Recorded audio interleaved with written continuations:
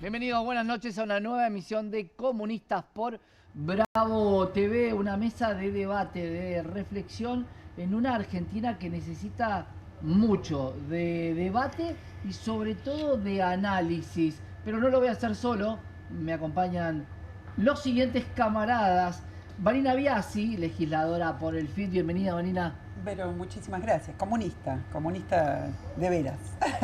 Es la verdadera comunista de la mesa. De la Después mesa, esto definitivamente. Lo vamos a debatir. Agustina Almovich, licenciada en Administración, bienvenida. Muchas gracias. Alguien de la primera hora, ¿no?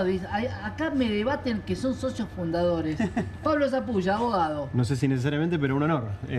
Gracias Están por la dentro de la línea invitación. fundadores, ¿no? Y contento todavía por el triunfo del domingo, por la derrota, ya lo vamos a estar analizando, pero bueno, una linda parada de carro, ¿no? En términos políticos. Un buen aviso hoy, aviso parroquial, tuvimos en otro programa con Pablo Caballero, el mago sin dientes, que quería avisarle al presidente y le dijimos en el programa, ya le avisó la ciudadanía el día domingo. Me acompaña Pablo López Fiorito, también sociólogo de la UBA. Bienvenido, Pablo. Bueno, gracias por la invitación. Acá vamos a tratar de debatir un rato. Necesitamos a los sociólogos para poder entender un poco esta Argentina que es tan difícil, tan cambiante. Y por supuesto me acompaña un gran especialista en los temas internacionales que surgen, en algún momento surgen todos juntos. Alberto Ruscolequier, analista internacional con nosotros. Alberto. Bueno, gracias por la invitación y para mí es un gusto compartir contigo esta mesa y con toda la gente invitada.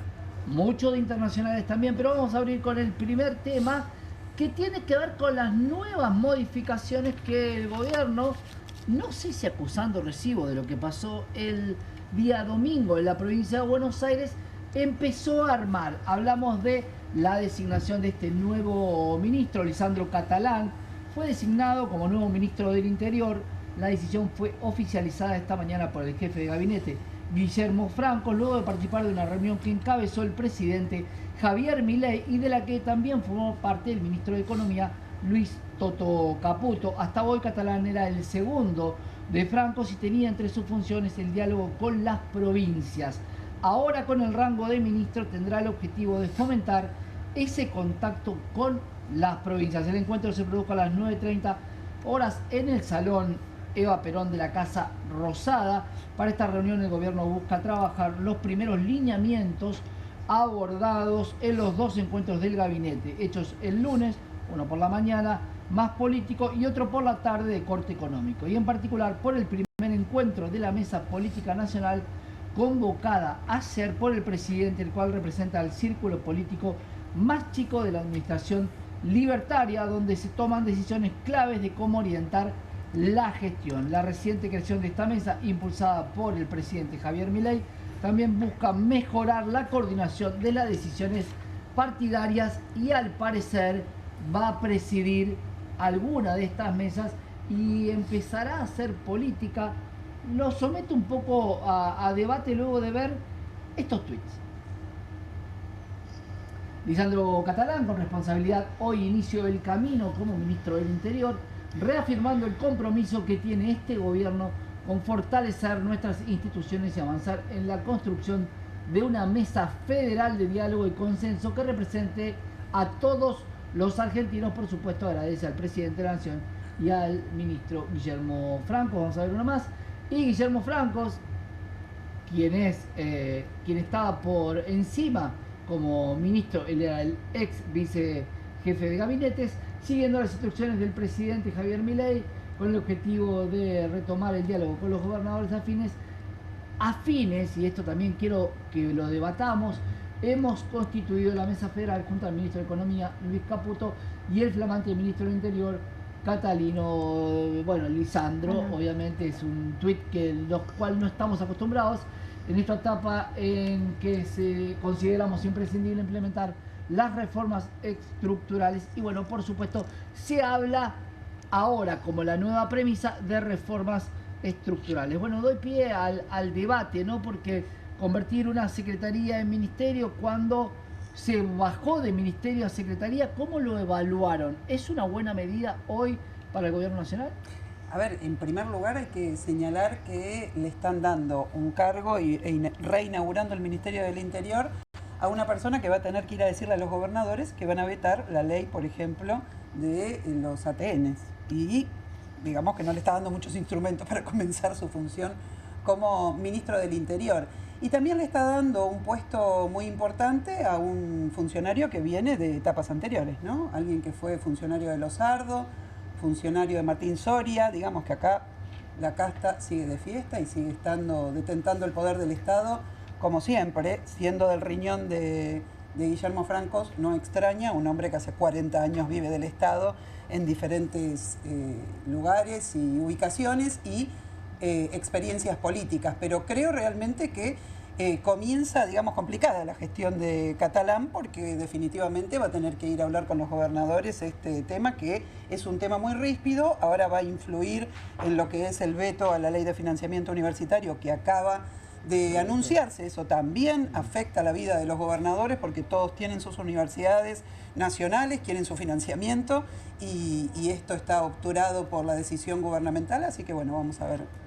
También es cierto que la mesa política son los mismos de siempre. Sí, claro. El presidente, por supuesto que uno entendía que no iba a registrar el llamado de las urnas por la respuesta que tuvo el domingo a la noche, pero por la respuesta de todos sus tuiteros y todas sus referencias públicas, que no hacen más que atacar al electorado de la provincia de Buenos Aires por la elección que hizo, digamos, ¿no? Lo más parecido al Macri del 2019, ¿no? Enojado, claro, indignado con la expresión electoral y no leyendo por qué se da esa expresión electoral, que desde mi punto de vista lo podemos discutir, tiene más que ver con todo lo malo que hizo Milei que con la propuesta que el peronismo hizo, que tuvo muchas contradicciones, mucha pelea interna, que hasta el día de hoy se sigue manifestando,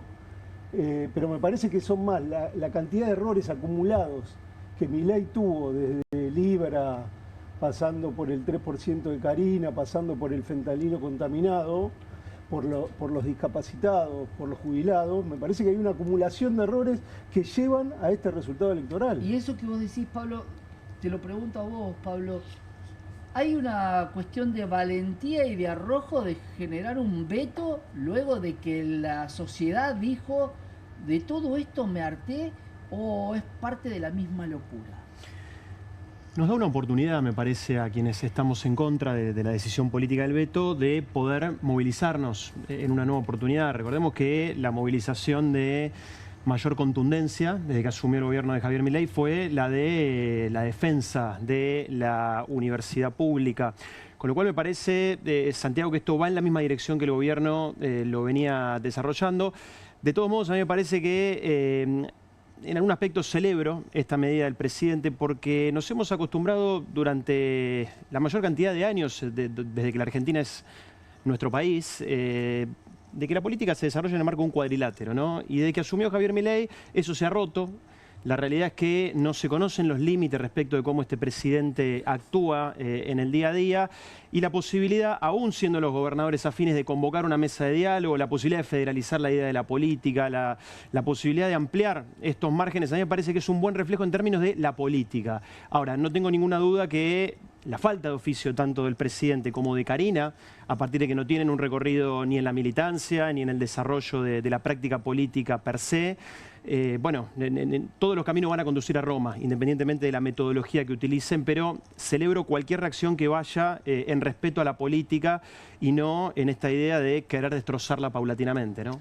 ¿Quién sienten que faltó en esta mesa o en esta reacción? ¿A usted quién sentís que faltaba? Porque claro, en esta mesa sí está Caputo, pero en la mesa de la política nacional no estaba, que es quien tiene que asignar partidas, definir cómo reparte la escasez o la riqueza de un país. ¿Quién te parece que faltó y que podría haber cambiado un poco? Porque como decía Pablo, son siempre los mismos.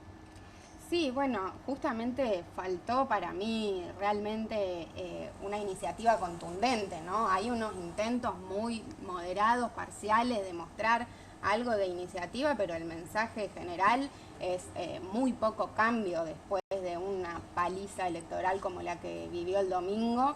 En términos económicos se sostuvo que el esquema va a seguir igual.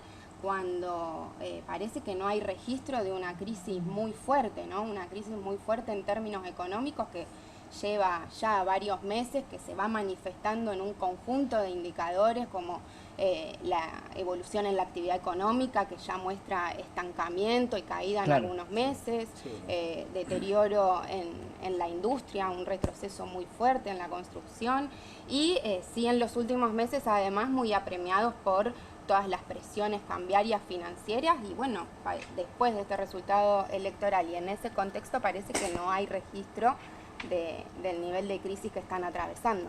Quiero abrir con vos, Albert, sobre todo el tema internacional, porque vamos a tocar dos temas donde la sociedad se satura, donde la sociedad siente que hay límites que no se puede pasar y que ningún mandatario debe pasar. ¿Cómo cayó a nivel internacional esta situación del presidente y este revés político en las urnas, ¿no? Que nadie lo tenía, o por lo menos el gobierno no lo tenía contemplado? Bueno, en realidad los medios internacionales trataron y señalaron la contundencia de la derrota. Esto también hay que decirlo.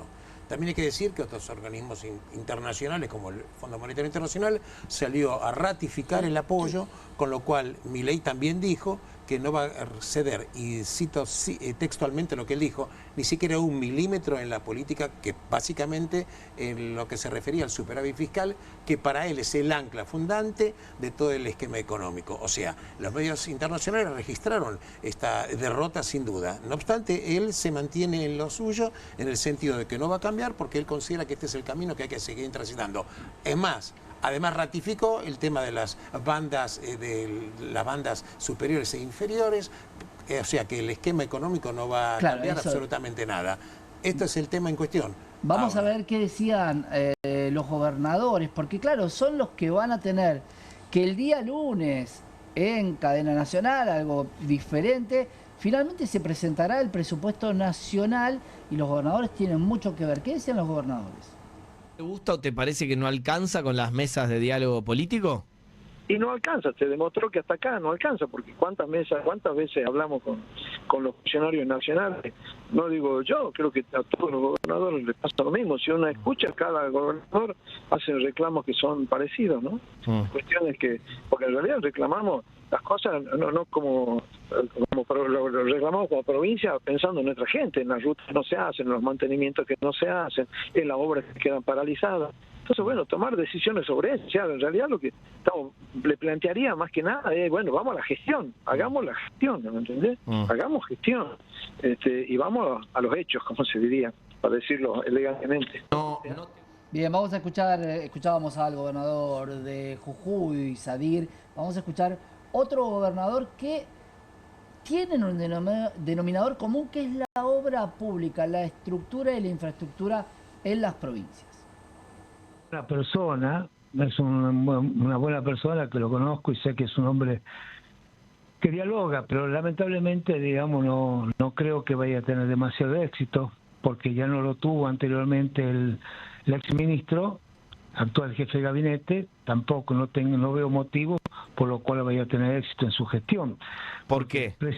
Y porque el presidente lo primero que tiene que hacer, me parece a mí, me puedo equivocar, pero lo primero que tiene que hacer es cumplirle a las provincias argentinas, no cumplirle los favores que le hicieron y que no fueron correspondidos, porque lo que nos interesa es que le cumpla a las provincias fundamentalmente con la modificación de la política que le aplicó.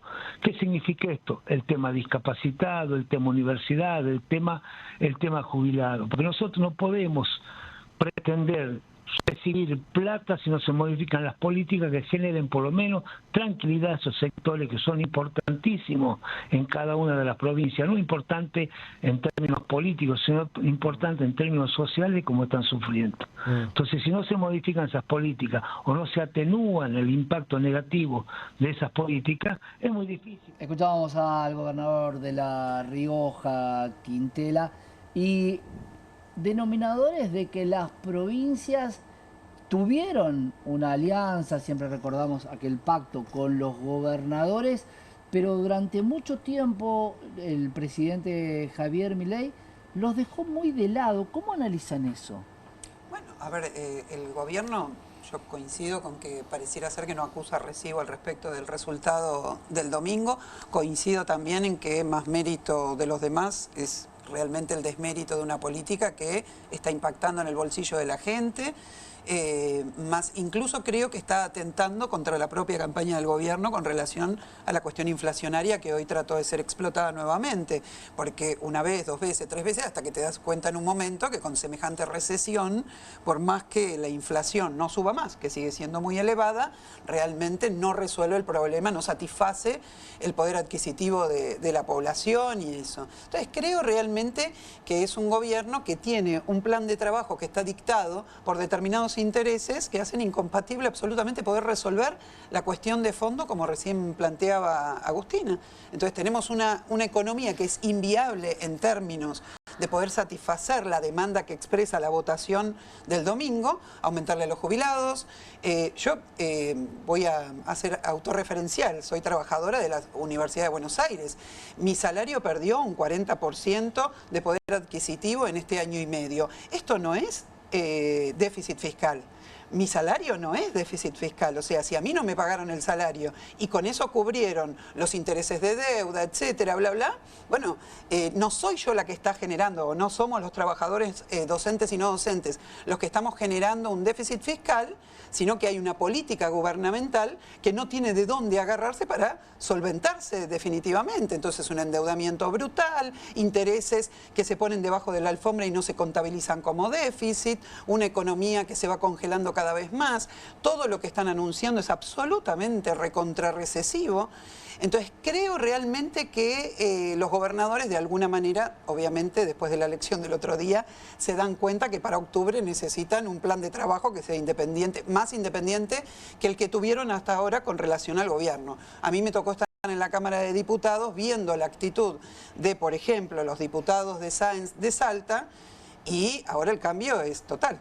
Pusieron a Yolanda, a una de las diputadas de la provincia de Salta, en la Comisión Libra. Ya están teniendo otro tipo de actitudes que son actitudes de un oportunismo de parte de los gobernadores que hasta acá cogobernaron, acompañaron, votaron, viabilizaron que ocurriera que a los jubilados no se les aumentara, que no se pudieran frenar algunos vetos, etcétera, y que ahora, viendo el resultado electoral de la provincia de Buenos Aires, están revisando la situación, pero viendo la economía fundamentalmente también, claro, que es lo que importa. Vos sabés que hay mucha gente que dice algo así como que, claro, cuando vos te generás tantos enemigos en el transcurso de tu gestión, te los van a cobrar en algún momento o vas a tener que... ya es difícil que vuelvas atrás. Por eso yo lo veo con los bancos, lo veo con la gente, lo veo con los salarios de los empleados. Digo, ¿se puede revertir? Porque el presidente siempre dice, o en la muletilla ahora de los libertarios es, sacamos 12 millones de personas de la pobreza. ¿Eso es real? Bueno, ahí ellos justamente lo que hacen es comparar los datos de comienzos de este año con lo peor de la crisis que ellos mismos generaron después del shock devaluatorio que implementaron ni bien asumieron, que hizo disparar la pobreza. Digamos, ellos mismos generaron un pico muy fuerte en la pobreza y en la indigencia a comienzos de 2024. Después, con el transcurso de los meses y conteniendo el dólar muy atrasado a través de distintos mecanismos, como el blanqueo extraordinario, que implicó también un perdón muy importante para los grandes evasores, el recurrir a un endeudamiento extraordinario con el Fondo Monetario Internacional, endeudándonos nuevamente por una cifra millonaria, digamos, un montón de mecanismos que mantuvieron el dólar muy atrasado, que favorecieron la desaceleración de la inflación y por lo tanto también una desaceleración en el ritmo de el aumento de las canastas básicas, y eso siempre después de un pico, un salto claro, como el que hubo, es esperable una reducción, pero ellos por un lado están comparando con lo peor de la crisis que ellos generaron. Cuando uno compara para atrás no es tal esa baja. Por otra parte, hay problemas en la medición oficial de la pobreza, porque las canastas que se usan están basadas en encuestas de gastos muy viejas, del 2004, cuando ya hay una encuesta más actual, que igual ya tiene sus años por los tiempos que se está tomando el INDEC.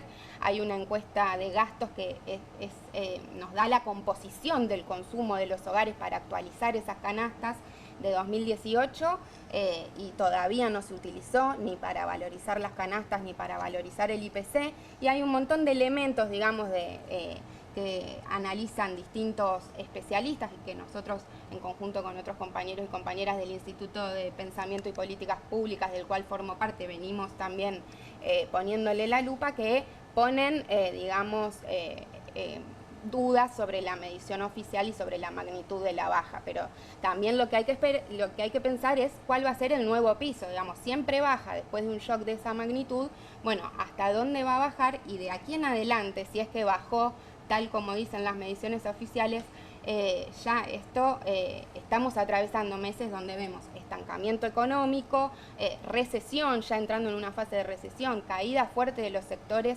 intensivos en empleo, caída de los salarios que no se recuperan, digamos, en el sector público nacional, un 30% de pérdida del poder adquisitivo, pero también el sector privado registrado, los que mejor están posicionados para negociar salarios, vienen a la baja por el freno, digamos, el techo a las paritarias que hace que pierdan poder de compra, y entonces de aquí en adelante, digamos, si había bajado algo la pobreza por una cuestión, como decíamos, de desaceleración de la inflación insostenible, porque ese atraso del tipo de cambio es insostenible, de aquí en adelante hay un montón de señales de alarma que implican, digamos, ponen dudas de que pueda seguir bajando.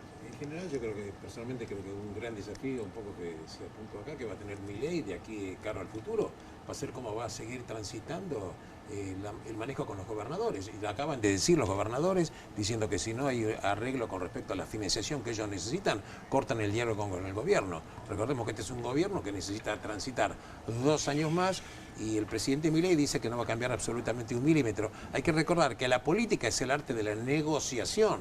La política tiene que tener una negociación. Claro, no hay flexibilidad. Entonces, claro, y aparte si vos no tenés, te falta músculo legislativo, razón de más para pensar en que tenés que negociar. Sí, sí. Porque esto sería una cuestión elemental, una verdad de perogrullo, diría yo. Pero yo creo que eso es por la tesis que Milei tiene acerca de la sociedad argentina. Milei tiene una tesis que piensa que la mayoría de las instituciones, los gobernadores, las universidades públicas, la salud pública, la educación pública, es una cáscara vacía que se cae por su propio peso, que no tiene una vida real, una vitalidad real, y que él, a través de su avance desde el Estado, para destruir el Estado, lo acabaría con todos esos fácilmente. Y su hipótesis es que el único representativo de lo que quiere la sociedad argentina, después del fracaso del gobierno de Alberto Fernández, sumado a la pandemia y todas las problemáticas que hubo en ese momento, la única posibilidad y la única representación real de la sociedad argentina es la de él. Claro, bueno, ahí quiero hablar con vos, Pablo, porque todos hablamos de alarmas, todos veníamos avisando mucho tiempo antes las alarmas.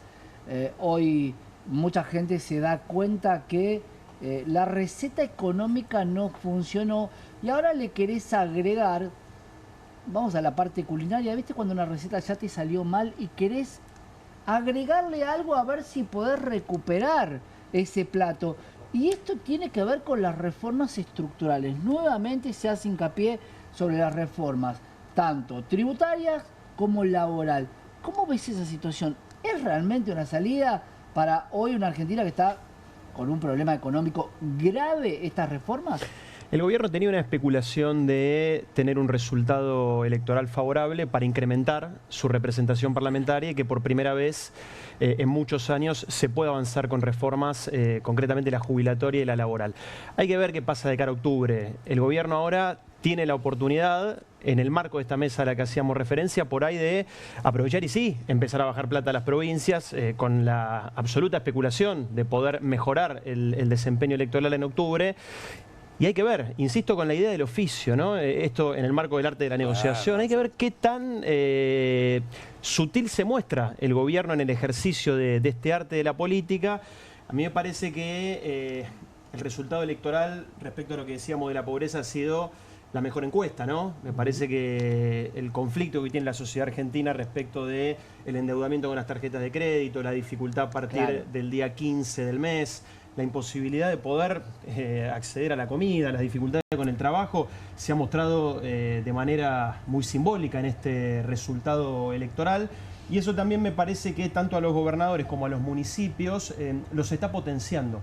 Parece que este es otro dato de la política y del resultado electoral, que es que al gobierno haber desfinanciado la obra pública, al no financiar la política universitaria, como recién decía Vanina, y el resto de los recortes que se hicieron, esto ha obligado a que los municipios y las provincias tengan que hacer magia para tratar de resolver los problemas del día a día de los ciudadanos de cada uno de estos lugares. Y me parece que, en este caso, la población de la provincia de Buenos Aires ha valorado el desarrollo de esos intendentes sobre todo y los ha respaldado con el voto.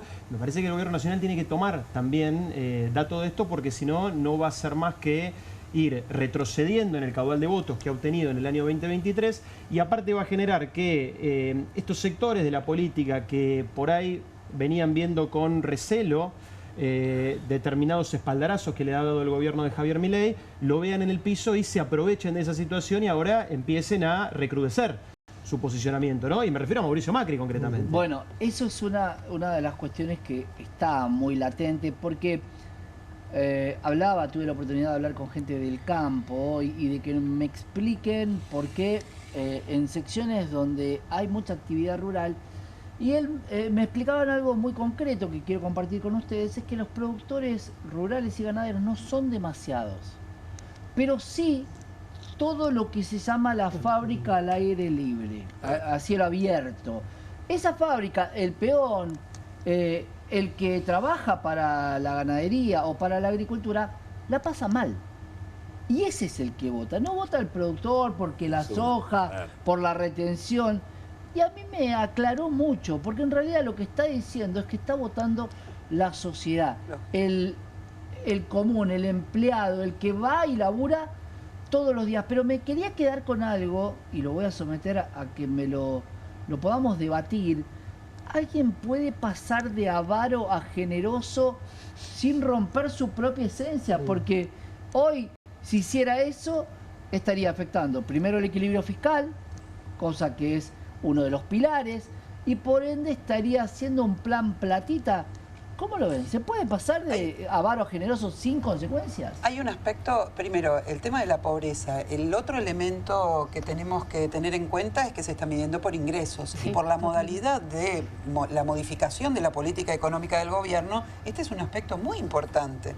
Yo antes tenía 100 pesos para gastar, gastaba 70 en comida, 30 en servicios y transporte. Se invirtió esa ecuación. Entonces, vos estás haciendo una medición general, pero no están teniendo en cuenta que con esa plata yo ya no puedo comprar la comida, y ahí es donde se ve la caída del consumo y diferentes efectos que tiene esta política, que creo que se notaron en la votación y se están notando en el malestar popular. Un malestar que se está expresando. Hay muchos conflictos por todos lados, conflictos por despidos, conflictos, tenemos lugares tomados. Morbillo es una gráfica que está tomada, 250 trabajadores que se quedaron en la calle y que dicen, pero nosotros sabemos en Avellaneda, nosotros sabemos, claro, tal cual, ellos saben, tienen ideas y tienen iniciativas para que esa fábrica que está realmente muy puesta, es una fábrica muy importante, es una fábrica gráfica muy importante, puede funcionar y tienen ideas para las cuales funcionar, pero con un plan de gobierno de estas características no aparece. La provincia tampoco responde. Los químicos de Córdoba también están tomando y están llevando adelante una lucha muy importante. Granja del Sol, hay un montón de sectores, Georgalos, etcétera. Entonces tenemos a trabajadores que están reaccionando. Creo que lo del domingo va a ser un impulso para salir a pelear mucho más. Esto se va a expresar, el veto a la ley universitaria va a venir acompañado del veto a la emergencia pediátrica y va a venir acompañado del veto a los ATNs. Entonces, finalmente también va a haber un reagrupamiento de la movilización popular, que creo que es fundamental, porque esto que vos decís no depende, no es que uno se vuelve bueno al otro día. A ver, ellos tienen 14.000 millones de dólares del Fondo Monetario Internacional para utilizar. Tienen, se reunió con el BID, vamos a ver si el BID hasta ahora hizo la vista gorda al respecto de que está usando los créditos del BID para otra cosa, que no son la finalidad para los cuales el BID otorgó esos créditos, y está dispuesto a hacer la vista gorda.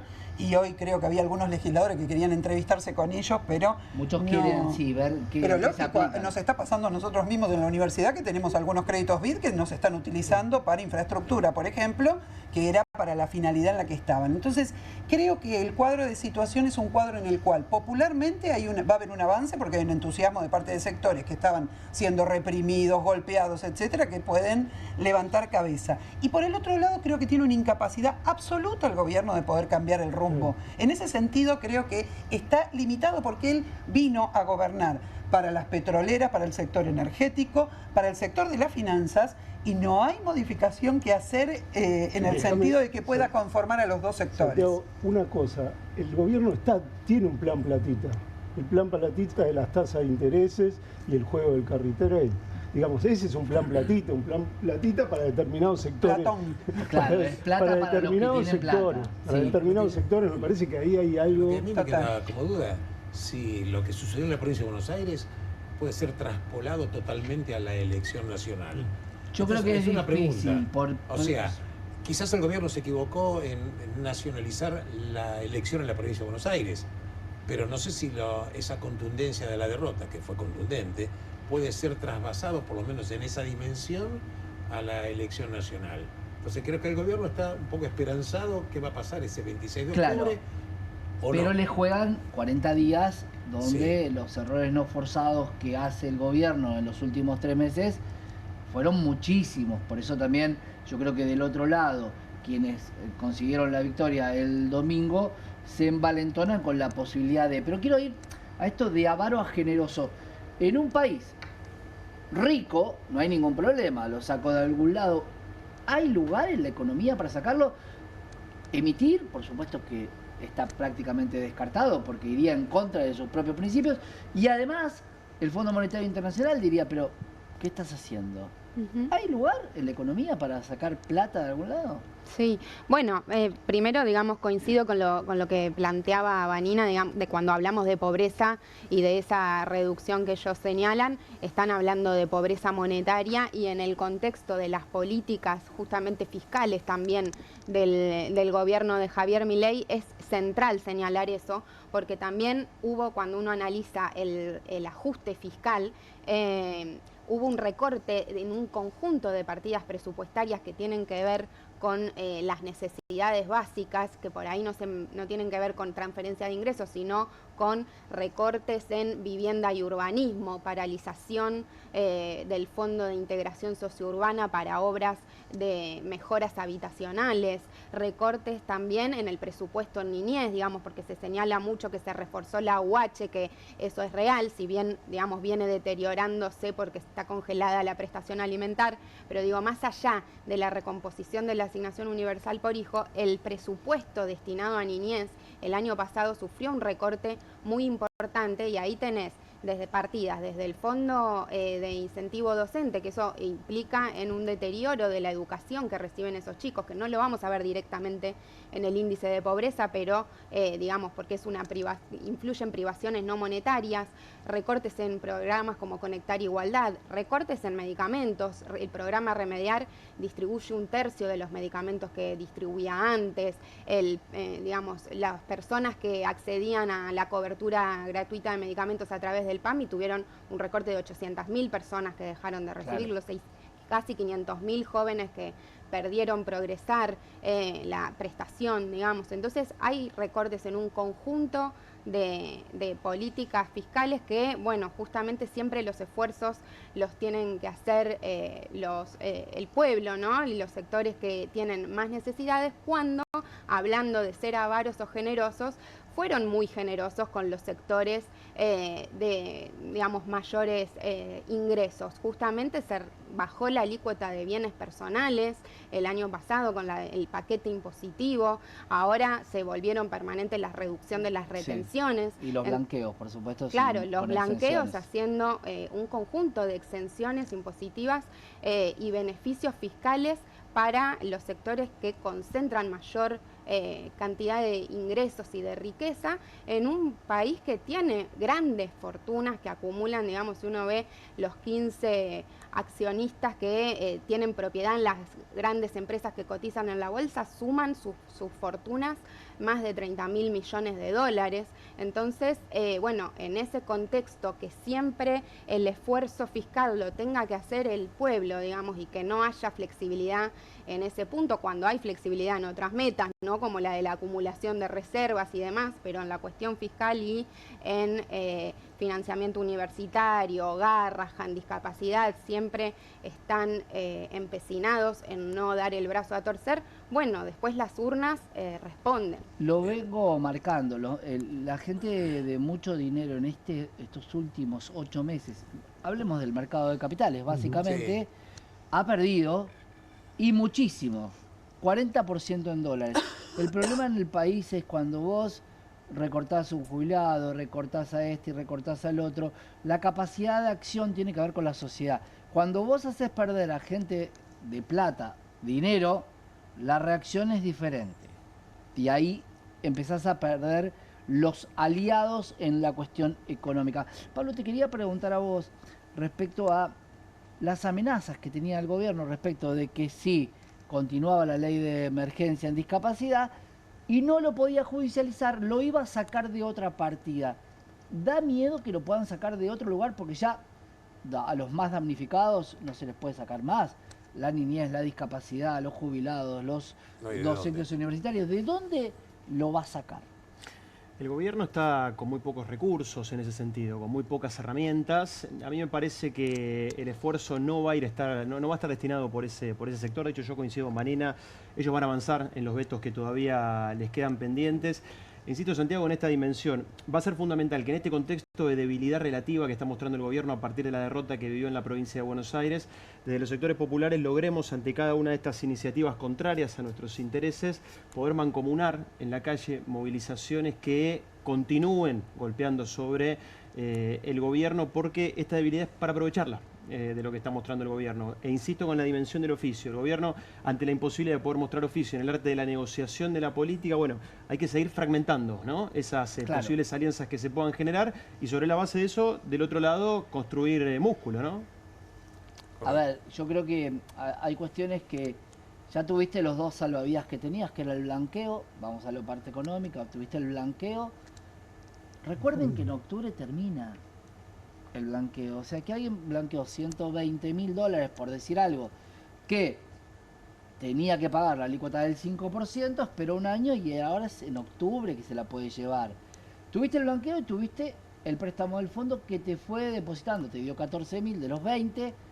Yo no creo, y esto lo vamos a abrir después en el próximo capítulo, que el Fondo Monetario tenga más residual para ayudar a la Argentina. Bueno, cuando hablas del Fondo Monetario Internacional tienes que hablar con la estructura de la toma de decisiones, que esto es fundamental. Kristalina Georgieva no tiene la última palabra en el Fondo Monetario Internacional. Hay que ver que el Fondo Monetario tiene accionistas. El mayor accionista es Estados Unidos, luego tenés accionistas importantes como China, Japón, Alemania. Pero la verdad es que cuando hay que tomar decisiones importantes, la directora gerente del Fondo Monetario llama a la Secretaría del Tesoro norteamericano para ver si esto se aprueba o no. Y el Fondo Monetario Internacional, estoy simplemente describiendo hechos, que no es un tema de, más allá de cualquier postura política, un dato concreto es que si hay una decisión política de ayuda, aunque las pautas bancarias estén totalmente superadas, esto no obsta a que se le entregue. Fíjate vos que Argentina incluso tiene una deuda que no tiene ninguna lógica con respecto a la posibilidad de endeudamiento que tenía de acuerdo a la cuota parte que tenía con el Fondo Monetario. En consecuencia, ¿qué te quiero decir con esto? que el tema es siempre una decisión política. Y cuando estás hablando de Estados Unidos, inevitablemente es la Secretaría del Tesoro norteamericano. Y cuando hablas de la Secretaría del Tesoro norteamericano, estás hablando de una decisión política que Milei tiene una relación excelente con el Donald Trump. Esto también es un hecho y esto no hay que dejarlo... Claro, se habló del Tesoro de Estados Unidos, de Scott Bessent, que le había dicho que tenía una línea preparada, si necesitaba... Desde la parte de los legisladores, ¿qué pueden hacer? Porque había una ley de soberanía que terminó sacándose y se pudo volver a endeudar. ¿Cómo queda ahora? ¿Tendría que pedirle al Parlamento volver a endeudarse o no? ¿O es parte de lo mismo, de este nuevo acuerdo, se extiende lo que tenemos y punto? A ver, en principio, digamos, los pasos parlamentarios nunca se cumplieron adecuadamente, vamos a decirlo. Estamos manejándonos con un decreto sencillamente, y así se avanzó, digamos, con esta negociación. No hubo discusión presupuestaria, no hubo discusión de ningún tipo, no funcionó presupuesto durante todo el año, tuvo que ser emplazado presupuesto para que se sentaran finalmente, y quiero sumar el dato que no es menor y que afectó la elección y que estamos en medio también de una sociedad que está mirando un festival de corrupción, en donde le dicen a los discapacitados que no le pueden dar un refuerzo o una emergencia de algún tipo, etcétera, que quizás representa el 0,1% del Producto Bruto Interno, cuando estamos hablando de negociados y corruptelas que son muy grandes.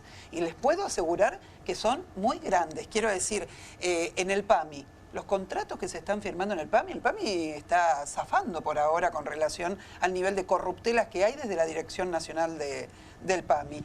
El caso de los escándalos ahora con todo lo que son las coimas del 3% que tantos memes han suscitado, también estamos hablando de mucho dinero, porque se supone que para justificar los recortes presupuestarios lo que se hizo fue recortar por un lado y por el otro lado dar rienda suelta, digamos, a todo el festival de coimas y compañía. Eso me parece que es un elemento que quería colocarlo también porque obviamente influye a la hora de tomar una decisión por parte de la población, ya sea votar o ya sea salir a luchar. Porque vos salís a luchar en otras condiciones cuando te das cuenta que el que te dijo que te iba a cambiar el país, que había que hacer un esfuerzo, etcétera, se están robando todo y no quieren venir a rendir cuentas. En el Congreso se le está pidiendo rendición. ¿Qué es lo que está pasando ahora? Hasta que no incluyan el presupuesto, no hay discusión presupuestaria. En este momento el Congreso solo discute vetos presidenciales, Comisión Libra, el escándalo del fentanilo ahora, digo, y las comisiones investigadoras que se han abierto en función de todas las corruptelas. La agenda para el gobierno está absolutamente corrida en contra de sus intereses. Ellos hasta ahora habían logrado de alguna manera, hacían un escandalete y te colocaban la agenda, te hacían hablar de determinados temas, etcétera. En este momento el Congreso está en esta instancia con un trasvasamiento de lo que fueron los votos durante este año y medio de parte de los gobernadores, que aparentemente en esta instancia están colocándose de forma crítica, y esto que yo contaba antes. Pero voy a decir una cosa, y vos lo dijiste antes, se acercan las elecciones de octubre, yo creo que plata hay, quiero decir, plata hay, y estamos diciéndolo. Si vos tenés esas exenciones impositivas, si le das a Galperín semejantes beneficios cuando Galperín no ideó absolutamente nada de la tecnología con la cual hace negocios, etcétera, quiero decir, plata hay. El problema que estamos teniendo ahora es que el gobernador funciona de esta manera: aparece la plata, cambia el voto. Entonces ahora es fundamental que la gente salga a luchar para defender y para ir a la avanzada con relación a la situación que nos dejó el domingo pasado. A ver, totalmente. Déjeme abrir una puerta, por un poco lo que dice Pablo, lo que dice Vanina, lo que nos va a contar Alberto no es apología de nada, pero cuando las sociedades se cansan, a veces pasan algunas cosas. Déjenme saludar a la gente del chat, que por supuesto está sumamente activa, y contestar una pregunta que muchos se hacen. Por supuesto que Juan está de vacaciones, ya va a volver a estar al frente de Comunistas. Simplemente estamos cuidando este barco comunista para no chocarlo contra un iceberg, como se dice comúnmente. Pero vamos a lo que pasó en Nepal. Albert, una cuestión muy puntual de hartazgo de gente que fue directamente contra la política. Pues vamos un poquitito a la situación. Cuando hablamos de Nepal estamos hablando de un país pequeño, 147.000 kilómetros cuadrados, un PBI de 45.000 millones de dólares, un PBI per cápita que no llega a $1.500 anuales. Quiere decir que estamos hablando de gente que gana $120 por mes en promedio, independientemente de la paridad del poder adquisitivo. Estamos hablando de un país que tiene un promedio, según estadísticas oficiales, del 20%, es el promedio, pero en las zonas rurales el índice de pobreza supera el 25-26% y en algunas provincias el 30%.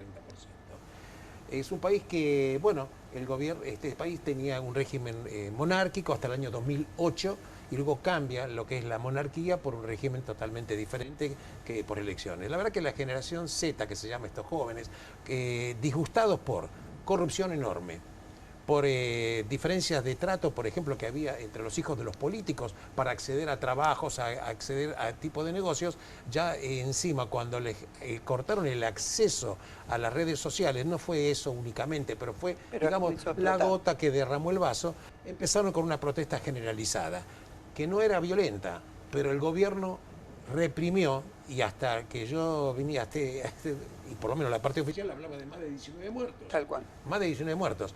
En consecuencia, esto atizó todavía las aguas, salió la gente directamente incluso a castigar y físicamente a todos los políticos que había. Y te quiero comentar que una esposa de un ex ministro de Nepal le incendiaron la casa y la mujer murió.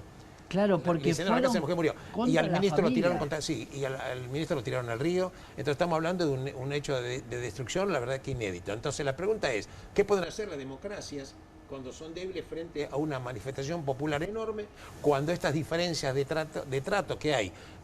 Yo no digo, ojalá que las sociedades fueran perfectas, pero no lo son. Pero cuando vos tenés abismos totalmente tan insondables entre los privilegios que tienen, enormes privilegios que tienen los pocos, y las grandes miserias que tienen los muchos, entonces el problema es como que esto ya explotó absolutamente. ¿En qué va a terminar todo esto? Seguramente va a haber nuevas elecciones y demás, pero es un tema que también tenemos que pensar. ¿Qué va a pasar, por ejemplo, en otros países? No digo que va a ser traspolado, porque Nepal es un país que está totalmente alejado, frontera con la India. No tuvo el antecedente de Indonesia. Indonesia fue un proceso que es un país más importante, y fue un proceso Indonesia está hablando de un país de 275 millones de habitantes. Estás hablando de un país que tiene la mayor población islámica de todo el mundo. Vienen de incendiar todos los edificios gubernamentales. Claro, obviamente, yo digo, siempre en política internacional los hechos no son que no se pueden traspolar automáticamente.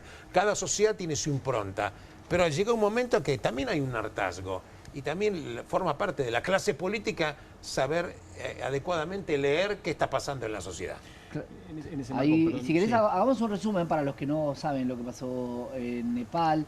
En menos de 2 días, una protesta juvenil por la censura digital se transformó en una insurrección que ha dejado a Nepal sin gobierno, con el ejército en las calles y con más de una veintena de muertos, según datos de los hospitales y medios. Todo empezó el jueves 4 de septiembre. El gobierno del primer ministro Sharma Oli ordena el bloqueo de 26 redes sociales, incluyendo Facebook y YouTube. La medida se produce en medio de una campaña viral. Claro, la idea de qué es lo que pasa en Nepal llama mucho la atención, porque de alguna manera es cortar parte de la libertad de la gente no tener redes sociales. Hoy en día creo que es mucho más importante que muchas otras cuestiones. ¿Cómo se analiza desde el lado de la sociología esto, no? Porque hay reacción a un montón de cosas y algo que detona. Yo creo que en parte lo que decía Alberto, hay un malestar democrático producido por el sistema, cómo el sistema económico en el mundo, y cómo el capitalismo en el mundo genera cada día súper ricos y cada día mayores pobres. Y eso la democracia no lo puede contener si no le permiten, mediante el voto y la participación popular, intervenir en la economía. Yo te pongo un ejemplo. Una de las discusiones típicas de la Argentina siempre es la reforma laboral. Pero en la Argentina no se discute la reforma patronal. ¿No? No hay una discusión acerca de qué hacer con el sistema económico, con las empresas, cómo se manejan las empresas, cuál es un margen económico viable de ganancia que pueda permitir mejorar las condiciones con las cuales uno después va a votar, participa políticamente. O la gran discusión que tiene que ver con la parte impositiva, con cuánto recauda un Estado, y si yo bajo todas las cargas que quieren a los empresarios, la duda es si lo van a volcar a su negocio o va a ser parte de la rentabilidad de su negocio. Pregúntale a Francia, Santiago. Francia, vamos a tocar Francia también. Pero, ¿cómo ves vos, Pablo, esto? Porque acá hay una clara manifestación de ir contra una situación económica donde, creo que muchos acá también lo planteamos, no queremos un país del 90-10. Me parece el resultado del domingo oxigena en ese conflicto, ¿no? Porque me parece que había una preocupación en torno a qué podía suceder en caso de que el gobierno de Milei caiga. Ni te digo si cae en el marco de un contexto de movilización popular. ¿Cuál va a ser la salida por la que el pueblo argentino opte? Bueno, me parece, insisto, el resultado del domingo en ese marco oxigena. El peronismo se tiene que despabilar de cara a los próximos 2 años respecto de reagruparse, generar una agenda programática seria que ponga en tela de juicio estas cuestiones a las que recién el camarada hacía referencia, entre tantas otras. Pero hay algo que me quedó respecto de la discusión anterior y que me parece interesante poder traer la colación en el marco del debate y que tiene que ver con que, a mí me parece, margen siempre hay por parte de los organismos internacionales, en este caso el Fondo Monetario Internacional. El tema es hasta cuándo el establishment olfatea que el gobierno de Javier Milei es el que le continúa sirviendo para mantener el statu quo. Porque en estos 2 años el establishment, o por lo menos el gobierno de Javier Milei, ha sido absolutamente funcional a la posibilidad de transferencia de recursos sobre aquellos sectores que acumulan. Y Agustina recién lo trataba de explicar simbólicamente con el caso de estos 15 grandes accionarios, ¿no?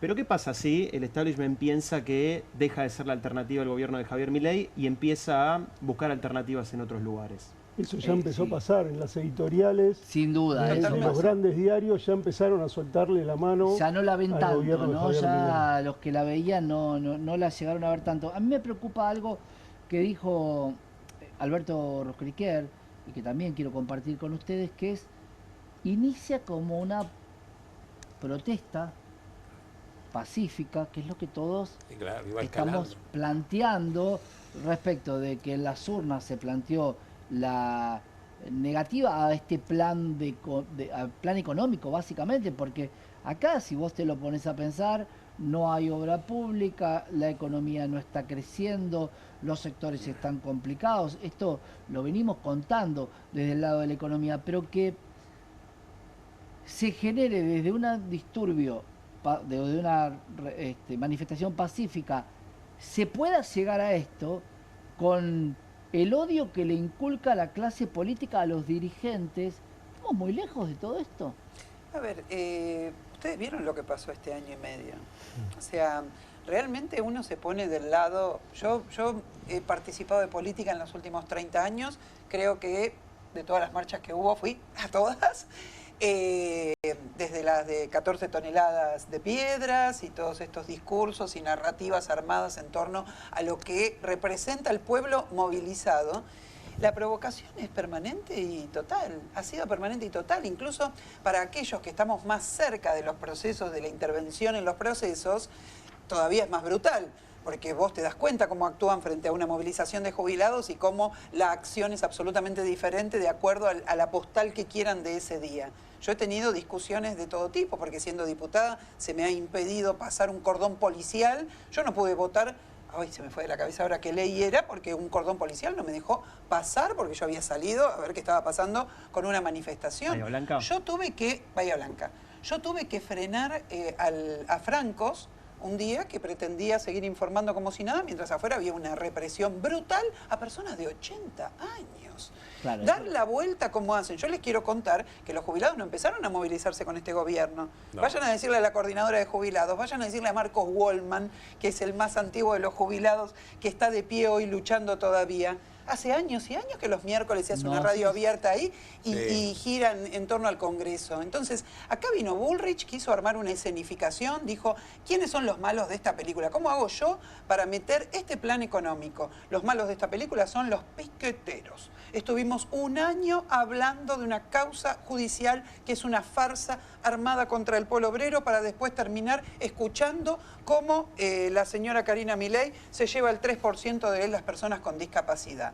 Tuvimos un año escuchando a Patricia Bullrich diciendo que nos sacaba de la calle con un protocolo que es absolutamente antidemocrático y que ningún juez de la nación le dijo, señora, para la mano. Acá tenemos un código penal, tenemos leyes, y usted no puede hacer un protocolo como se le canta y venir a reprimir a los trabajadores como se le canta. Acá se habló de algo cuando se nombró Nepal, cuando se nombra el problema de la famosa calidad institucional. La calidad institucional de la Argentina está por el piso y la culpa no la tiene el pueblo, la tiene la clase política que gobierna, ha gobernado, y justamente en el afán de seguir gobernando para los intereses que acumulan esta millonada de dólares, están dispuestos a romper todo. Quien está rompiendo todo es el poder, no la gente. La gente tiene paciencia, va, te lo expresa a través del voto, se bancó represiones. Tenemos un chico que está todavía internado y afectado, un fotoperiodista afectado como Pablo Grillo, por una represión fenomenal con una ministra que nos mintió en la cara diciendo que habían tirado para arriba, para el costado, etcétera, cuando le tiraron a la cabeza, a otro le sacaron un ojo. Yo tengo 3 balazos de goma en mi pierna todavía después de 1 año y medio. O sea, ahí hay un elemento que, por supuesto, promueve la crispación social. Sí. Y eso lo juntas con una realidad económica terrible, entonces después viene, el pueblo se crispa y el pueblo, che, qué violento el pueblo. No,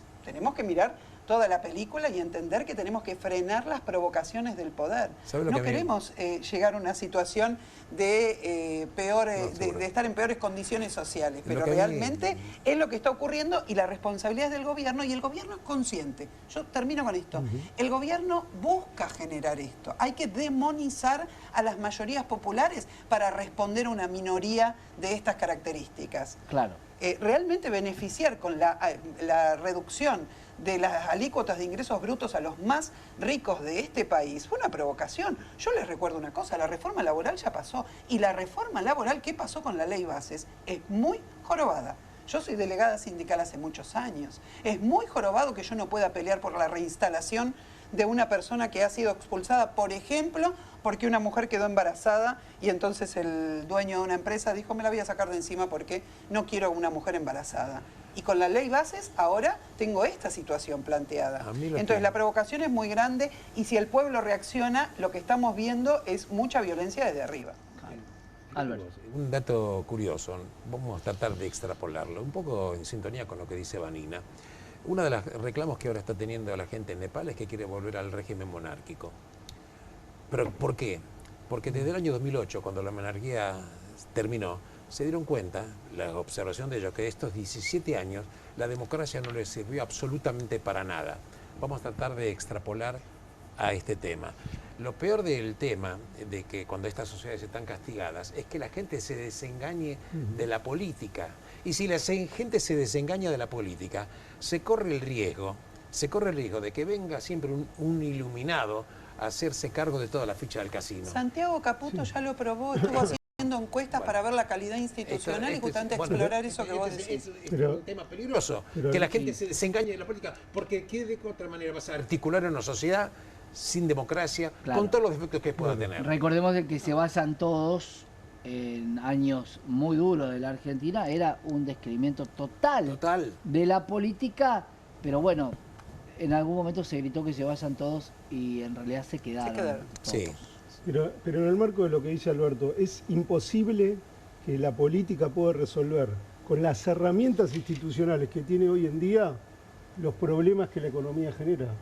Ese es el problema. Ahí hay una especie de paradoja que necesita una reestructuración de la democracia. Vos sabés que yo creo que una de las bases por las cuales tuvo mucho éxito este gobierno era por ser economista el primer mandatario, el presidente economista, donde todos decían, siempre el conflicto está entre el ministro de Economía y el presidente de la Nación. Ya que vamos a tener la figura de él en uno solo, va a ser mejor, claro, pero necesitamos que haga política también, no que la delegue a cualquier persona. ¿Cómo ves, Pablo, eso? Y Karina Milei, por ejemplo, ¿no? Y volviendo a la falta de oficio, resultó llamativo. El tema es que, bueno, también el establishment está bien la forma en la que lo venimos caracterizando, le continúa sirviendo, entonces el gobierno flota. Insisto con la preocupación de lo que puede suceder en el marco de una movilización popular en donde el gobierno, de la mano de Patricia Bullrich, es el que decide el nivel de violencia que se ejecuta por parte de las fuerzas de seguridad, porque el 12 de marzo, cuando ocurrió lo de Pablo Grillo, ocurrió lo de Jonathan Navarro, ocurrió lo de Beatriz Blanco, hubieron 114 detenidos, 50 heridos y 3 hechos de absoluta gravedad, pero por la decisión política del gobierno de ejecutar una represión brutal, con lo cual eso queda sujeto a una decisión política, nada más y nada menos. Las fuerzas de seguridad solamente esperan la orden. Ahora, si se mezcla eso en la Argentina con la situación del establishment a la que veníamos haciendo referencia, bueno, de ahí puede resultar un combo fatal respecto a la suerte del gobierno, ¿no? Voy a someter a la mesa a debatir algo puntual. En Nepal eran generación Z. Sin embargo, acá la generación Z no conoce prácticamente lo que es el 2001. No conoce mucho de política. Conoce simplemente lo que le informaron las redes en el último tiempo. Puede pasar que estos jóvenes en la Argentina, porque los que más van a protestar no son los jóvenes en la Argentina, por lo menos por ahora, por más de que es difícil encontrar trabajo en los jóvenes, claro, no es el sector que va a protestar. ¿Coinciden con esto? Mira, la verdad que cada sociedad tiene su propia impronta. Nadie sabe cuál es el punto de inflexión o el llamado de atención que hace explotar todo el sistema. La verdad que esto nadie lo sabe. Lo que vos dices es correcto. La gente cuando habla de 2001, no sé, saben que hubo algo, etcétera. Yo te hago una pregunta a la mesa que me interesaría saber. ¿Vos crees que el voto en contra de Milei, contra el gobierno en la provincia de Buenos Aires, tuvo una gran incidencia a los hechos de corrupción? ¿Vos crees que la sociedad argentina es muy sensible a los hechos de corrupción? En principio, el consenso es que es la economía la que define, obviamente, y que, bueno, estas cuestiones de la corrupción pueden ir profundizando tendencias, digamos, pero que genera la economía, ¿no? Claro. Por eso te quiero decir, las sociedades son diferentes. Yo no sé si la gente joven hoy, en general, la verdad, saben demasiado qué es lo que pasó, cuáles fueron las causas por las cuales se llegó al 2001. Pero también sabemos que al 2023 Argentina terminó con una inflación del 211%. Esto también hay que decirlo, porque un gobierno como el de Milei vino porque hubo un gobierno anterior que no satisfizo expectativas. Porque también hay que saber que las cosas no vienen caídas del cielo. Ahí quiero abrir con vos, Pablo, para ver este graph que tenemos donde dice las redes sociales pueden ser un nuevo motor para una revolución, como se dio acá también por TikTok, ¿no? Que se convocaron, la gente se convoca. ¿Puede ser que esto se dé entre los más jóvenes? Para mí el hecho de las redes sociales instaura una nueva forma de relación social, digamos. Hay otra forma de relación social que no está la presencialidad, que es mediatizada, que es controlada por el algoritmo, bueno, hay una serie de problemáticas que se generan a partir de la relación que nosotros empezamos a entablar entre nosotros por las redes sociales y no en persona, digamos. Me parece que eso genera una subjetividad nueva, distinta, a la que hay que por lo menos tener cuidado y controlar, ¿no? Porque la primavera árabe, decían, bueno, también surgía a partir de las primeras redes sociales. Pero no pasó nada. Facebook. Finalmente no pasó nada. Sirvió para quizá voltear algunos gobiernos, pero después no pasó nada. Siguió lo mismo, digamos, el ordenamiento del poder, de los que tienen el poder, de los que manejan la economía y todo, sigue siendo el mismo. Me parece que ese es uno de los problemas que nosotros tenemos. Me parece que las redes sociales generan una nueva sociabilidad a la cual hay que prestar atención. La sociedad sigue funcionando, el esquema económico sigue funcionando de la misma manera, pero esa forma de relacionarnos no es igual que la anterior. No quiero parecer como un conservador que desprecia profundamente las ventajas que las redes sociales nos traen, pero sí hay que hacer un doble clic en la sociabilidad que generan. La expectativa que generan, la ansiedad que generan, el grado de adicción, sí, seguro. porque las redes sociales generan un grado de adicción en nuestros jóvenes y también en los grandes, no hay por qué decirlo, digo, en cualquier ámbito social en donde uno está en las redes sociales, está en el momento mirando el celular en vez de compartir el momento que sea. Esto es un momento increíble, donde 6 personas o 5 personas se miran y hablan entre ellos y no están mirando el celular. No pasa muy seguido. Pablo, te interrumpí, discúlpame. No, las 5 Big Tech de Occidente, que son Amazon, Google, Meta, Apple y Facebook, recaudaron el año 2024 $64 billones. Es decir, cuando también discutimos a dónde está yendo la riqueza que hoy hay en el mundo, gran parte se la están llevando estas empresas y con una particularidad, no hay ninguna regulación respecto del uso de las redes sociales. A mí me parece que los legisladores tienen por delante mucha tarea, una tarea fenomenal, porque aparte gran parte de esa riqueza la generamos los usuarios con los datos, de manera gratuita. Y no somos partícipes de esa ganancia. Entonces atente ahí, porque quizás ahí tenemos otra puerta de acceso a la posibilidad de ver cómo se distribuye la ganancia que gran parte se están llevando estas empresas. Y una sola particularidad más que me parece importante por traer a colación, pero con la crisis del 2008 en los Estados Unidos, cuando el gobierno de Norteamérica sale a emitir de manera brutal para que el Estado ordene el salvataje de esos bancos, gran parte de toda esa plata circulante que está colocada en las acciones se la están llevando también estas empresas. Entonces atenti cuando vamos a estas discusiones, porque no tengo ninguna duda que son nuevas herramientas de transformación social. Sí, perdón, Pablo. Y una cosa, y la gravedad de lo que genera el algoritmo. El algoritmo genera públicos cada día más fragmentados. Entonces cada uno de nosotros ve gente que piensa exactamente como nosotros pensamos. Y no nos acostumbramos a ver lo que piensa el otro. Y nos parece tan poco escuchamos al otro, que nos parece tan terrible lo que piensa, que ni siquiera podemos hacer el seguimiento racional de por qué piensa como está pensando. Bueno, y las redes sociales tienen esta idea de que quien repostea se tiene que hacer cargo de lo que está diciendo. Mucha gente que retuitea o viraliza cuestiones que por ahí no son reales. Hoy yo siempre digo, tengo chicos y digo, qué difícil les va a ser a ustedes saber qué es verdad y qué es mentira. Es mucho más difícil que en el pasado. El otro día escuchaba a una especialista en inteligencia artificial que decía, bueno, cuando yo era chica iba a la Enciclopedia Británica y más o menos, digamos, podemos todos, mirábamos, había un consenso, quiero decir, seguramente yo como trotskista no estaba de acuerdo, no, pero quiero decir, uno lo miraba con su sesgo ideológico y decía, bueno, esto dice más o menos, hoy no es así, pero sí ahí hago una observación, el problema no está en los instrumentos, el problema está en la orientación social de la sociedad en la que vivimos y hay que animarse a pensar que la salida de esta situación es una salida socialista y anticapitalista.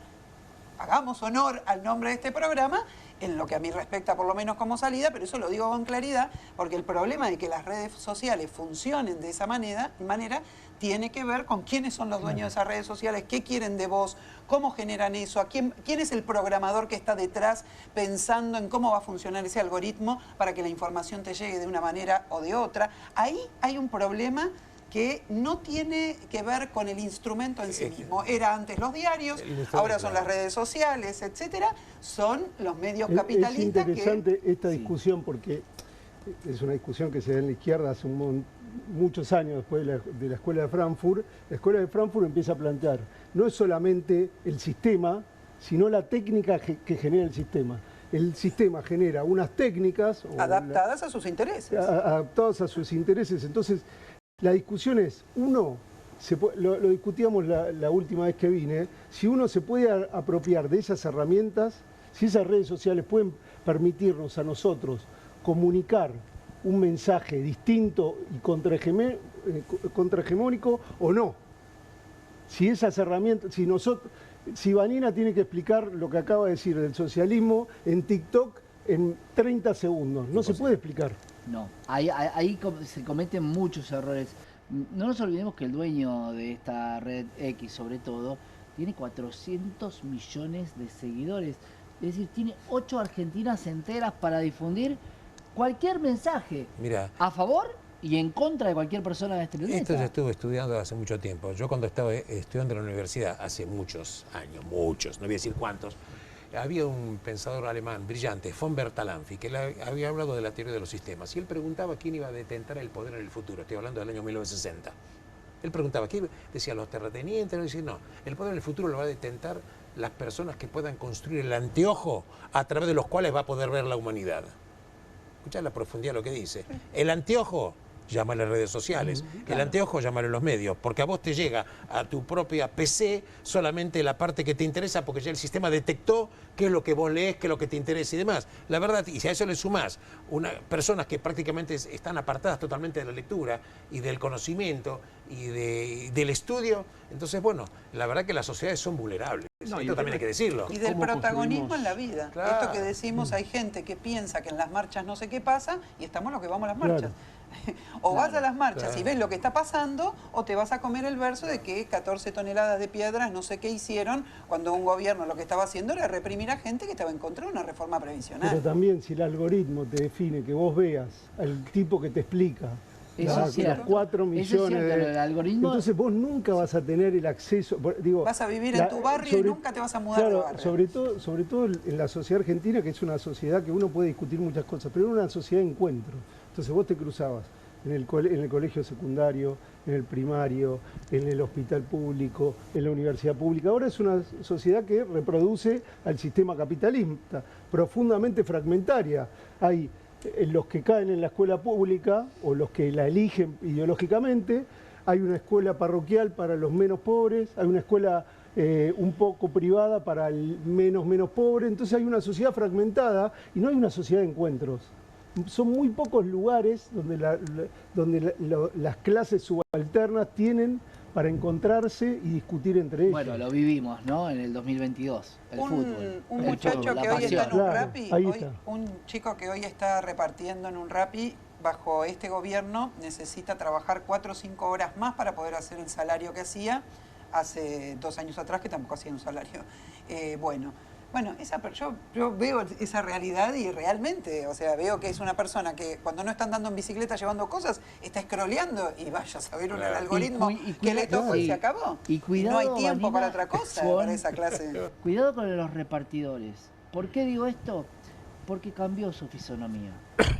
Puede ser exactamente igual que cualquiera de nosotros, ya no es esa persona que venía de otro país y que está utilizando. No, hay nosotros personas, yo tengo trabajadores de personas mí, que han cambiado. compañeros de trabajo que para complementar un salario por la Claro, caída que hemos necesitan. tenido, están haciendo esto. Conozco choferes de colectivo que se bajan del colectivo, Claro, se sí. suben a una bicicleta Sí, y sí, empiezan algunos. a vender Complementar el arriba de una salario, bicicleta ¿no? porque el salario de los choferes de colectivo está, pero absolutamente degradado. ¿Cómo hay una No, nueva no, para metamorfosis de la crisis? Porque antes te quedabas sin laburo y salías a la calle porque no había otra salida. Hoy te quedaste sin un laburo, pero tenés otros 2 para poder complementar los ingresos. Entonces, también hay una dinámica en donde las personas tienen 3, 4 trabajos para llegar a la subsistencia a fin de mes, donde, bueno, insisto, genera como una metamorfosis para entender la nueva crisis ante la pérdida de empleo. Se manifiesta. Pero una cosa bien chiquita y te dejo, pero a mí lo que me parece interesante en términos de la dimensión programática de lo que tenemos por delante, las plataformas digitales ya son un hecho en esta nueva revolución tecnológica. El tema es cómo creamos plataformas digitales al servicio de la humanidad y no al servicio de la acumulación indiscriminada de capital. Y en ese marco en la Argentina tenemos por delante la tarea de discutir una inteligencia artificial en términos de la soberanía nacional. Y voy a dar 3 ejemplos bien concretos, pero para que se entienda. La dimensión, por ejemplo, de la salud. Si nosotros pudiésemos tener integrado en materia de inteligencia artificial toda la salud pública de la Argentina, podríamos saber, por ejemplo, cuáles son los principales problemas en materia de salud de nuestra población. El transporte, por ejemplo, como antes era con la SUBE, ¿por qué no podríamos tener una inteligencia artificial soberana en donde podamos pensar el transporte con mayor inteligencia? Porque los intereses sociales van en Claro. contra de eso. Bueno, pero me parece que el desafío está en poder instalar los debates y tratar de caminar hacia discusiones del siglo XXI para problemas del siglo XXI. Esto que decías de los trabajadores de Rappi, Bolsonaro, no Lula, Bolsonaro en Río de Janeiro construyó espacios para que los Rappi tengan lugar donde bañarse y donde poder construir un vestuario. Eso es pensar política de trabajo para la economía popular del siglo XXI. Bueno, el peronismo, por ejemplo, y lo digo desde el lugar en donde me siento parte, pero bueno, tiene un desafío respecto de cómo construir salidas hacia esos trabajadores. Porque si no va a venir Milei y lo va a instrumentar él. Claro, y Y eso van a además, ser nuevos derechos para esos trabajadores que después lo van a terminar votando, como ya lo hicieron en el 2023, ¿no? sí, además trabajadores que con un salario son pobres. ¿Querías decir algo? Si no, vamos a una pausa. Sí, no, que esto, digamos, también se manifiesta en los indicadores y con esta crisis y con la llegada de Milei y con la destrucción de empleo formal que hubo, uno esperaba, o varios analistas esperaban un salto en el desempleo, un revival, digamos, de esas tasas altas de desempleo que tuvimos en otras crisis.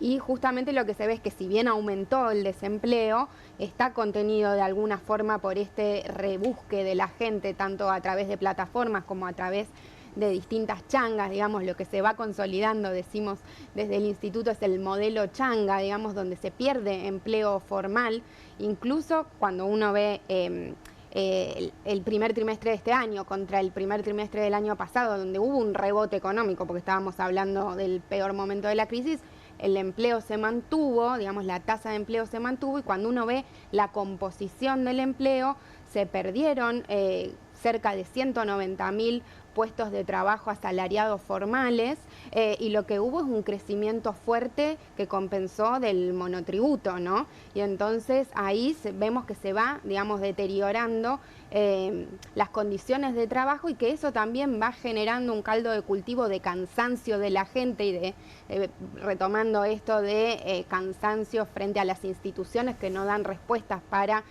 acceder a un conjunto de derechos básicos.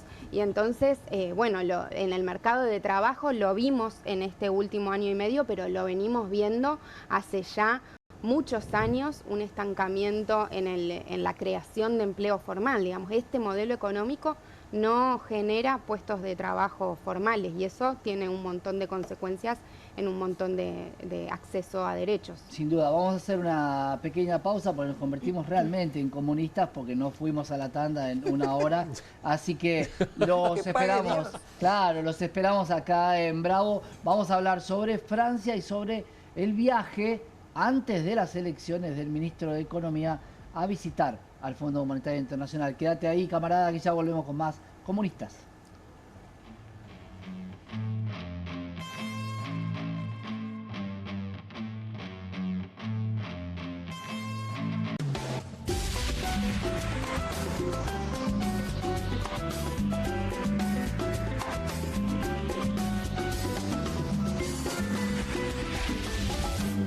Haz de tu tiempo en el baño y la ducha una experiencia relajante y sin esfuerzo con el cepillo corporal Pure Perfection.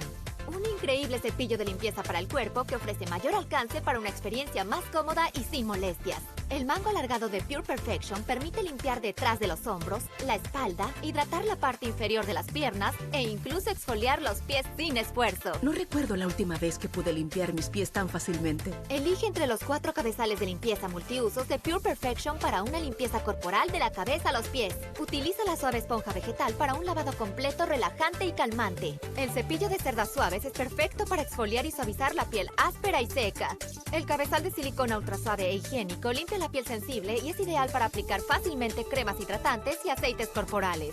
Y el cabezal de piedra pómez elimina la piel áspera, seca y agrietada de los talones y las plantas de los pies. El increíble diseño del cepillo Pure Perfection permite limpiar, exfoliar y masajear la piel de la cabeza a los pies sin tener que esforzarse demasiado. Además, es recargable por USB, por lo que no es necesario cambiar baterías constantemente. Consigue el cepillo Pure Perfection con todo lo que ves en pantalla. Es una oportunidad única. Esta oferta no está disponible en tiendas, así que llama o compra online ahora y regálate ese alcance extra con el cepillo corporal Pure Perfection. Descubra los productos más novedosos y exclusivos para su hogar en tvcompras.com. No pierda tiempo. Aproveche esta oferta y obtenga este fantástico producto de TV Compras. Llame ya. QR, con la conducción de Paulo Caruso y gran equipo. La síntesis del día para un público que valora el periodismo crítico. QR, de lunes a viernes a las 22 por Bravo TV. Hay una casta superior que es los periodistas que si mienten, calumnian, injurian y dicen cualquier cosa. ¿Tenés ahí los nombres de los periodistas que tengo que meter en cana? No nos tomamos esto a la joda, como esos periodistas mentirosos. Y dentro de la cancha vale todo, que la vayan a buscar, la tienen adentro. Soy un abanderado en la batalla cultural, pero los imbéciles con déficit de IQ doméstico, ¡ay, no, miedo! Mientras que los imbéciles de los periodistas... ¿Sabes la cantidad de periodistas que tengo para mandar a la hoguera? Las mentiras de los medios. Y periodistas ensobrados, operadores, basuras. No me vengas con que son inocentes. No digo que sean tan malos como los periodistas. Digamos, raya el mal gusto propio de cerdos. Creo que es una ofensa decirle periodista así. Milei odia al periodismo. Nosotros amamos al periodismo. Suscríbete a perfil.com.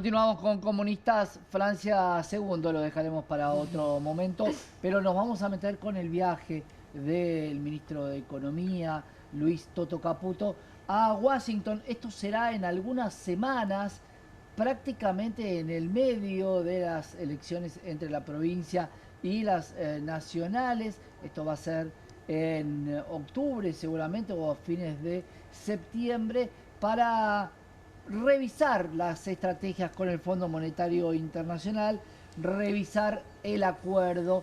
Veremos si esto puede tener algún tipo de resultado. Por supuesto que lo que todos creemos que va a buscar es un waiver respecto a las reservas. Hablabas hoy, Albert, del Fondo Monetario. ¿Crees que va a ayudar el Fondo Monetario? ¿O hasta acá llegamos? No es hasta acá llegamos, incluso hace 48 horas, menos todavía. La directora gerente Cristalina Georgieva dijo que está a rajatabla apoyando el plan económico del gobierno.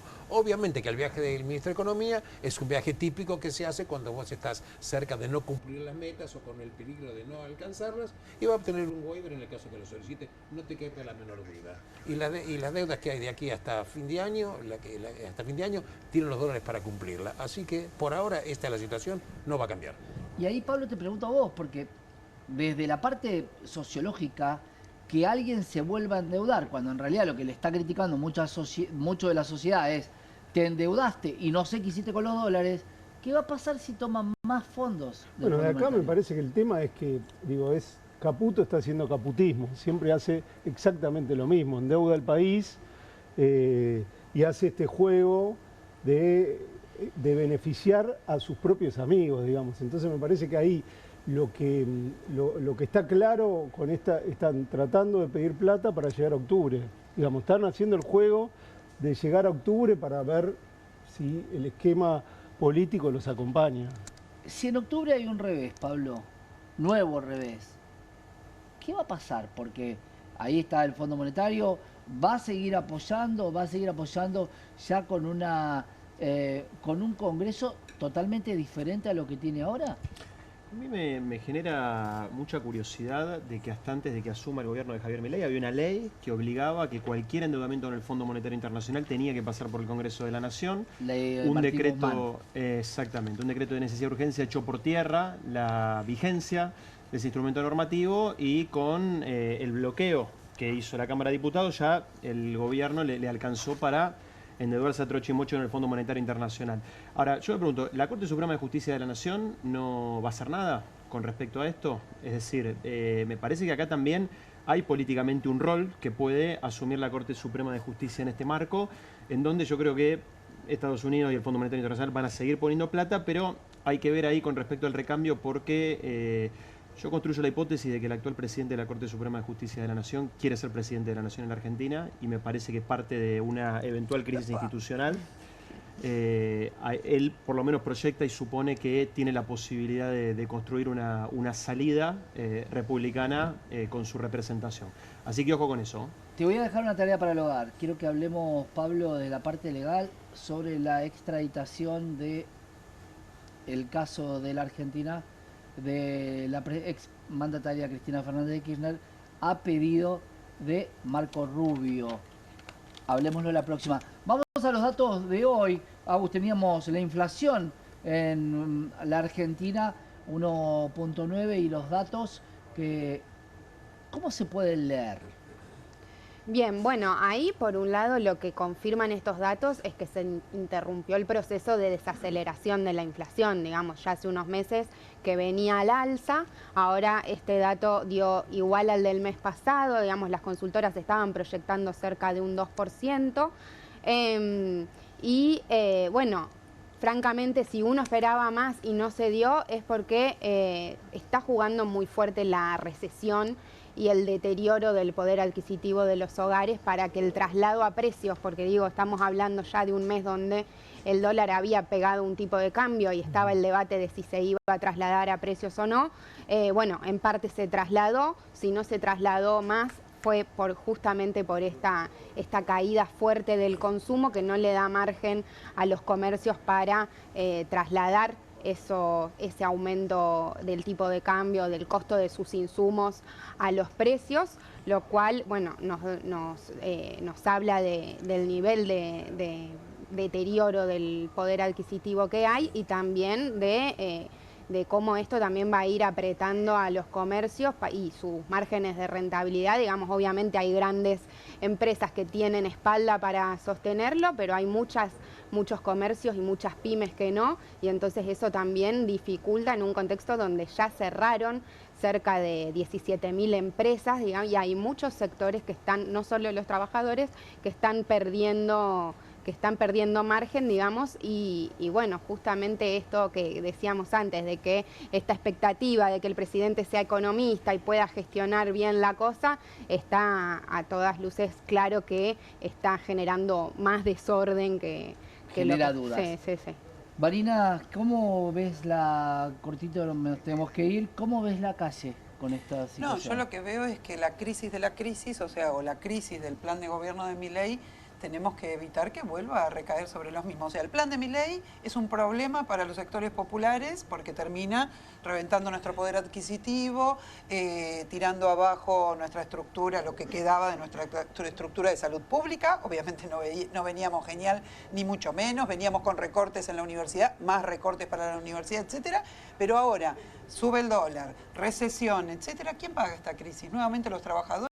Es fundamental que salgamos nosotros a elaborar nuestra propia salida, porque obviamente quienes gobiernan quieren que paguemos nosotros esta crisis, ¿no? Sin duda, la palabra siempre son ¿quién paga la crisis o quién paga la fiesta? Esta fiesta la pago yo, tenemos que terminar. Esto fue Comunistas. Gracias, camaradas, por estar con nosotros. Gracias. Nos encontramos mañana entonces en Bravo TV a la misma hora.